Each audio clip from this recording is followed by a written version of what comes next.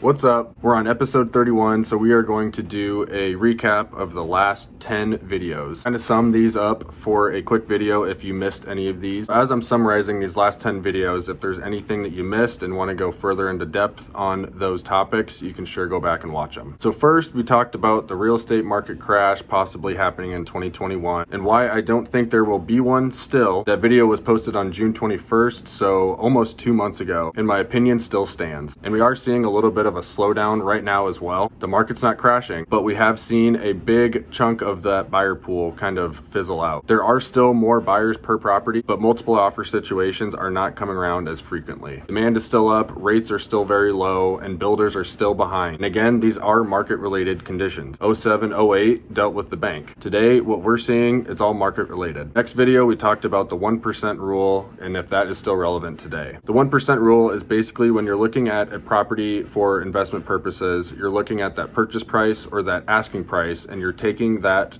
times 1%. Whatever that 1% comes out to after you multiply that by the purchase price, your gross rent should be at that or more. Whatever the property is renting for, if that comes back at 1% or higher, it's considered a safe investment. This was the rule for the last 20, 30 years, but recent data has shown that that 1% rule is now down to 0.5%. The national average gross income that investment properties are receiving right now is 0.5% of the purchase price. Now, if you take that purchase price and multiply it by 0.5. If your rent is higher than that number, that is now considered a safe investment, and you're actually beating the national average. Next video, are real estate agents becoming a dying breed? Short answer, no. If you want further explanation on that, you can go watch that video. But the example I used in that video is car dealerships. When Carvana came out, Carvana did not take out any dealers. It took up a little bit of the market share, but you didn't see any dealerships going out of business because of Carvana. It's the same thing with these new iBuyer models or buying properties online, Zillow, click of a button. It's the same thing. Are they going to take up a little bit of our market share? Sure, but it's not going to take any of us out of business. Next video was on the forbearance program and everything you need to know about that. And then my bold prediction on what is going to happen with the market here in the next 6 to 12 months. And so far, my prediction here is actually on pace. I've already seen a huge rise in rental prices, especially in the last month or so, ever since I recorded that video, which is kind of ironic. And actually just this last week, I read an article that people are actually bidding, just like they were with real estate properties and purchasing homes with multiple offers. There are renters out there actually getting in bidding wars in order to just get into a place, which is kind of crazy. As interest rates rise, as they have been just this last week, I think it actually hit the highest that it has in the last 3 months. But as interest rates rise, the weather starts getting a little colder. People don't want to move in cold weather. With the new COVID Delta variant coming around,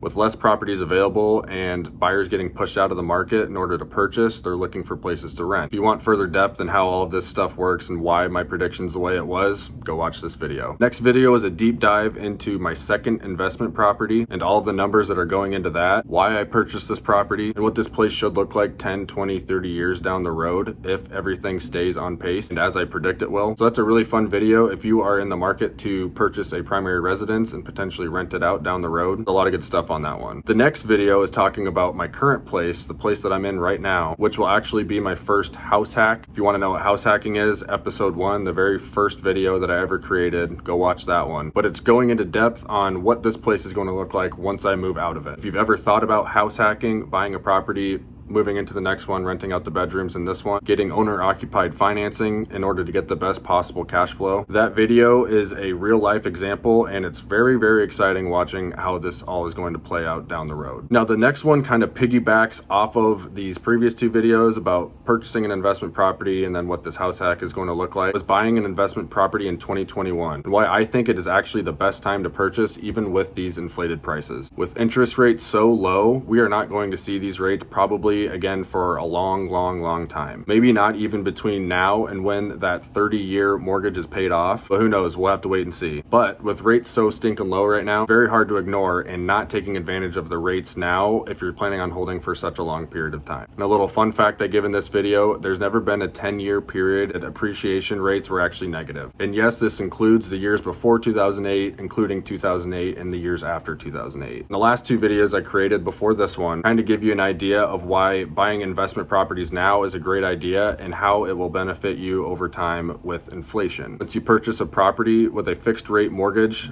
30 years, 20 years, whatever it is, that rate is fixed. So if you get an interest rate on your mortgage for 3%, it is going to be like that until that thing is paid off or until you decide to sell it. Inflation over the last 12 months has bumped up to a little over 5%. Over the last 40 years, inflation has been around 3.9%. So if you're getting an interest rate lower than inflation and you're holding this for multiple years, 10, 20, 30 years, you are actually beating inflation. That's why purchasing real estate is known as one of the best ways to hedge inflation or beat inflation. And it's even better than putting your money into a savings account, because savings accounts are giving you less than 1% right now in interest. They're actually hovering around 0.5%, depending on which bank you go to. Could be a little bit more, could be a little bit less, but they're less than 1%. So if you're putting money into a savings account, setting that aside, you're getting 0.5% interest on that. But over time, on average, inflation is taking around 4% of that. You're actually losing money by putting it into a savings account. Now, putting it into a savings account is good for other things such as emergencies, but anything outside of your emergency fund that is sitting in your savings account is actually losing money. So these last two videos kind of talk about how you can use that money and put it to work for you and actually beat inflation, having that money instead of sitting in a savings account, losing money over time. You can buy property, invest in real estate, invest in the stock market, whatever will give you a higher return than what inflation is taking from us. Because even though on paper, if you're receiving interest every month or every year, it's showing that you're actually getting a return on your interest. Nothing on paper, or there's no governing body that's coming in and actually taking that money, basically just losing money without even knowing it. So there was the quick wrap up with these last 10 videos. A lot of good and fun stuff in these videos too, and they're pretty short. I'm trying to make them a little bit shorter, not bore you to death. But if you're in the market to buy, invest, sell, whatever, this channel is intended to help you out for whenever that time comes, whenever you're ready to do any of these things with real estate, and you're also further educated on that as well. We've got some good stuff coming up here in these next 10 videos before we do another recap. If you ever have any questions, if you ever have any recommendations, anything like that, shoot me a text, give me a call. I'd love to make one of these videos from a request that one of you guys have, anything that I can bring value to you, because in the end, this is all for you. So anyways, thank you for watching, and I'll see you next week.